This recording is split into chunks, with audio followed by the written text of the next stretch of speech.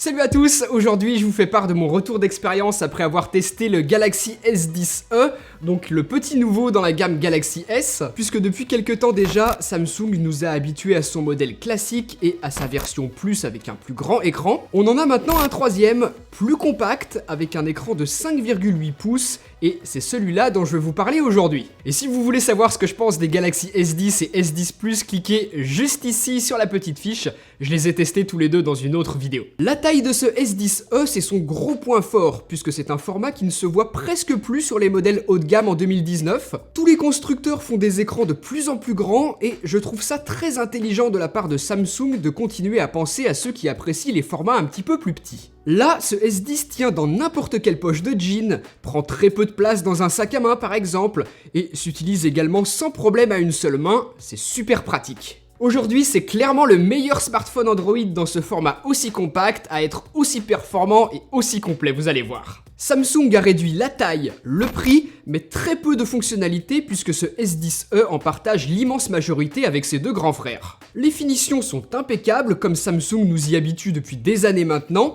Seul le placement du bouton pour activer Bixby m'embête un petit peu, j'aurais plutôt aimé trouver les boutons de volume à cet emplacement. Pour le dos, c'est du vert et vous aurez 3 choix de couleurs, noir, blanc ou vert, et je trouve que c'est le blanc sur lequel les traces de doigts seront les moins visibles. Pour éviter ça et encore mieux le protéger, le mieux reste d'utiliser une coque de protection, et sachez que Rhinoshield, le sponsor de mes vidéos de smartphone, en propose déjà pour le Galaxy S10e. Je vais pas le jeter volontairement au sol, mais vous savez de réputation que c'est du costaud. Ces coques sont aussi pensées et découpées pour vous permettre de déverrouiller avec votre empreinte digitale, puisque si sur les Galaxy S10 et S10 Plus le lecteur est sous l'écran, Samsung l'a placé sur le bouton de verrouillage sur ce Galaxy S10e. Pour les droitiers, c'est super pratique. Il est extrêmement réactif ce capteur, plus rapide que celui sous l'écran d'ailleurs. Par contre, je le trouve trop haut ce bouton.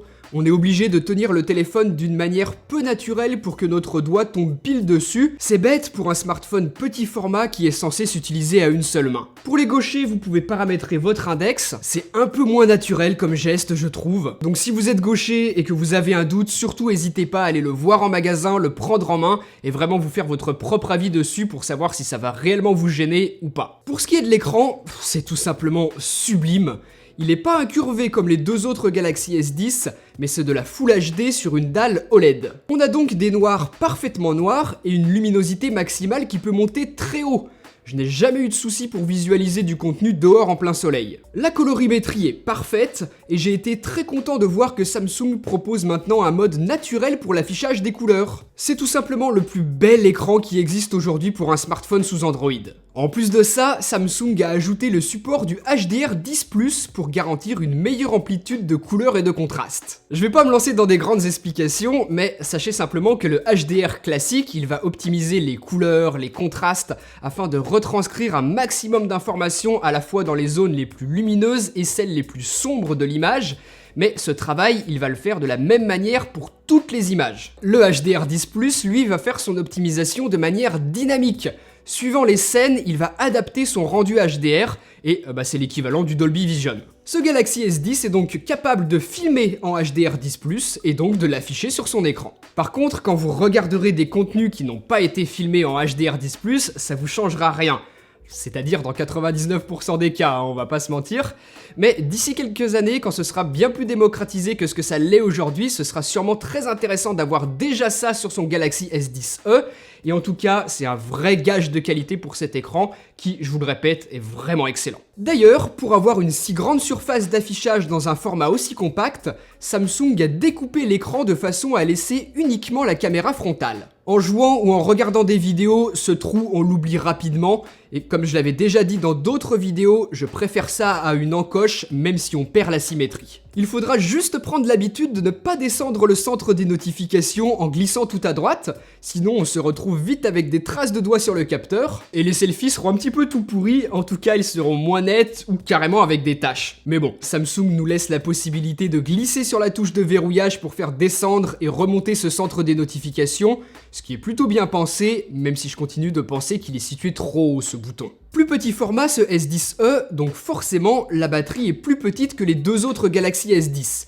et Samsung a aussi estimé que 6 Go de mémoire vive serait suffisant au lieu de 8 sur les deux autres. Donc 2 capteurs photo au lieu de 3, un écran et une batterie plus petite, et le capteur d'empreinte digitale situé sur le bouton de verrouillage, ainsi que 2 Go de mémoire vive en moins, c'est tout ce qui différencie ce Galaxy S10e des S10 et S10 Plus. La lettre E de ce Galaxy S10e signifie essentiel, et effectivement Samsung a fait très peu de compromis. Il est lui aussi résistant aux poussières et à l'eau, conserve la prise jack, la possibilité d'utiliser 2 cartes SIM ou d'étendre le stockage via une carte micro SD, il peut se recharger sans fil grâce à l'induction et est équipé exactement du même processeur, l'Exynos 9820 pour la version européenne. Les performances sont évidemment au rendez-vous, ce S10e est capable de faire tourner n'importe quel jeu avec tous les réglages au max sans aucun problème. A voir ce que ça donne dans quelques années, mais en tout cas pour le moment, les 6 Go de RAM sont parfaitement suffisants pour assurer la fluidité du smartphone et la conservation de l'état des applications qui tournent en arrière-plan sans être trop agressif sur la gestion de la RAM comme peut l'être Huawei par exemple. Que du bon donc, surtout que Samsung a donné un bon coup de fraîcheur à son interface appelée à présent One UI. Je la trouve très agréable. Si c'est votre premier Samsung, vous trouverez facilement ce que vous cherchez dans les menus. J'apprécie également tous les petits ajouts sympas, comme l'apparition du mode sombre qui affiche les menus en noir afin que ce soit moins fatigant pour les yeux la nuit, en plus de moins consommer de batterie puisque sur un écran OLED, les pixels sont éteints pour les zones noires. On peut également activer un filtre de lumière bleue, ou encore programmer des actions automatiques en fonction de certaines situations que l'on aura prédéfinies. Par exemple, quand mon Galaxy S10e détecte que je ne suis plus connecté à mon réseau Wi-Fi habituel, il passe automatiquement en mode vibreur, ce qui évite qu'il ne sonne en pleine rue, il va tout simplement vibrer. Et autre exemple, lorsque je branche quelque chose sur la prise jack, il m'ouvre automatiquement mon application vidéo, puisque moi je ne me sers que de la prise jack pour brancher un micro. Voilà, il y a énormément de possibilités, comme je vous disais, avec toutes ces petites routines. Vous avez compris l'idée. Le seul point noir à tout ça, c'est l'autonomie. Avec une batterie de 3100 mAh, c'est souvent un petit peu court pour arriver en fin de journée dès qu'on l'utilise beaucoup. C'est pas catastrophique, mais je sais que je vais devoir faire attention, là où sur des Honor View 20 ou OnePlus 6T, je sais que je peux taper dedans tant que je veux, j'arriverai à ma fin de journée avec encore de la batterie. Jouer, regarder des vidéos, filmer, ça va rapidement lui défoncer sa batterie. Donc si dans votre journée vous passez pas mal de temps dans les transports à jouer à vos jeux préférés ou à regarder des vidéos sur YouTube par exemple, eh ben vous allez trouver ce Galaxy S10e frustrant côté autonomie. Bah ouais, c'est le désavantage de ces petits formats, on n'a pas beaucoup de place pour une grosse batterie. On va pouvoir recharger les Galaxy Buds ou tout autre appareil compatible avec la recharge par induction en les plaçant sur le dos de ce Galaxy S10e, mais ça va évidemment lui pomper sa propre batterie. Déjà qu'elle est loin d'être incroyable, pas sûr qu'on se serve souvent de cette fonctionnalité. Et enfin, sachez qu'il faut environ 1h30 pour le recharger à 100% en partant de zéro. C'est rapide sans être très rapide non plus, certains concurrents sont plus rapides. En photo, 2 capteurs au dos au lieu de 3 sur les S10 et S10 Plus. Là, ce S10e perd le zoom optique x2 qui permet d'aller chercher des détails au loin. Samsung a estimé que ce n'était pas le plus utile et nous offre un grand angle et un ultra grand angle, capable de faire des photos de 12 millions de pixels pour le capteur principal et 16 avec le second qui, avec son équivalent 12 mm en longueur focale, nous offre un champ de vision encore plus large. C'est super pratique pour du paysage ou pour faire des photos avec des amis. Par exemple, si vous êtes tous à table au restaurant, on peut avoir toute la tablée sans avoir trop besoin de reculer.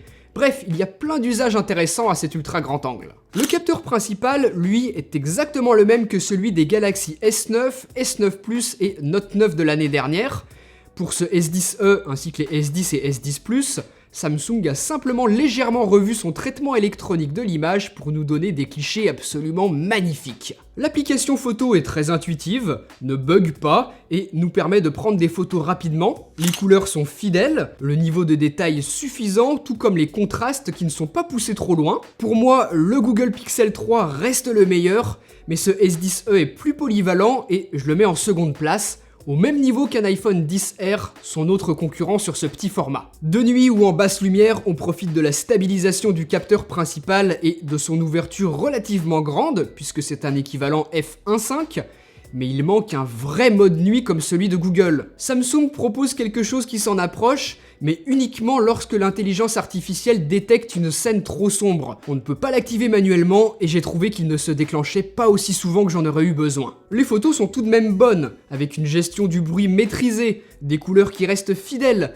et ça manque simplement un petit peu de netteté sur les bords. Je vous déconseille l'ultra grand angle de nuit. Sa plus faible ouverture ne lui rend pas service, mais comme je vous le disais, pour une photo en soirée au restaurant, ça fait l'affaire du moment qu'il y a quelques lumières. Le mode portrait, lui, que ce soit avec la caméra arrière ou celle de face, je le trouve moins bon que ceux d'Apple et Google. Le détourage du sujet pour y appliquer un flou artificiel en arrière-plan a parfois du mal, et le flou est peu naturel. En vidéo, j'en suis très content aussi, puisque ce Galaxy S10e est capable de filmer jusqu'en Ultra HD à 60 images par seconde avec une stabilisation encore perfectible, mais qui est meilleur que n'importe quel autre smartphone Android que j'ai eu entre les mains. La plage dynamique est assez dingue pour un smartphone, avec une excellente restitution des couleurs, ni trop terne, ni trop saturé, et avec un autofocus sur lequel on peut compter, il est très rapide et réactif. Et super bonne nouvelle que j'ai été ravi de découvrir, aucune limitation de temps d'enregistrement en 4K Ultra HD, même à 60 images par seconde, ce que je n'ai retrouvé sur aucun autre smartphone Android.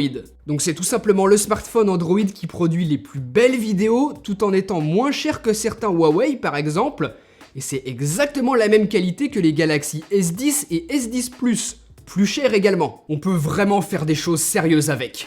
En vidéo avec la caméra de façade, c'est une grande première, on peut à présent filmer jusqu'en Ultra HD, et ça je trouve ça super pour tous ceux qui souhaitent par exemple faire des vidéos de voyage uniquement en filmant avec leur smartphone, puisqu'on va pouvoir filmer en Ultra HD avec la caméra arrière, et également avec la caméra de façade, ce qui permet au montage de sortir une vidéo entièrement en Ultra HD, filmée avec les deux caméras, la caméra arrière pour la meilleure qualité, et la caméra avant si, comme je suis en train de le faire en ce moment, vous souhaitez parler face caméra. Surtout que vous vous en rendez compte, là je suis en train de marcher avec le smartphone à bout de bras sans stabilisateur ni rien du tout. La stabilisation est loin d'être dégueulasse et le son est plutôt bon. Là j'ai fait exprès de faire le test une journée où il y a beaucoup de vent et je pense que c'est plutôt audible. Et en plus de ça, la prise casque est conservée, ce qui permet d'y brancher un micro et d'avoir un encore meilleur son. Donc voilà ce que je pense de ce Galaxy S10e, mis à part l'autonomie un petit peu décevante et le capteur d'empreinte digitale positionné sur un bouton que je trouve pas idéalement placé. C'est un smartphone très intéressant. Tout le reste est excellent, donc achetez-le si vous cherchez un smartphone Android compact, facile à transporter. Aujourd'hui, dans ce format et aussi performant, il en existe très peu, et je pense sincèrement que ce Galaxy S10e est le plus intéressant aujourd'hui dans ce format-là, si vous appréciez Android. Côté iOS, son concurrent direct, ça va être l'iPhone XR d'Apple qui coûte le même prix, donc n'hésitez pas à aller voir mon test vidéo s'il vous intéresse. Et puis dites-moi ce que vous avez pensé de ce petit S10e juste en dessous dans les commentaires. Et puis d'ici là, moi je vous dis à très bientôt pour une prochaine vidéo. Allez, salut!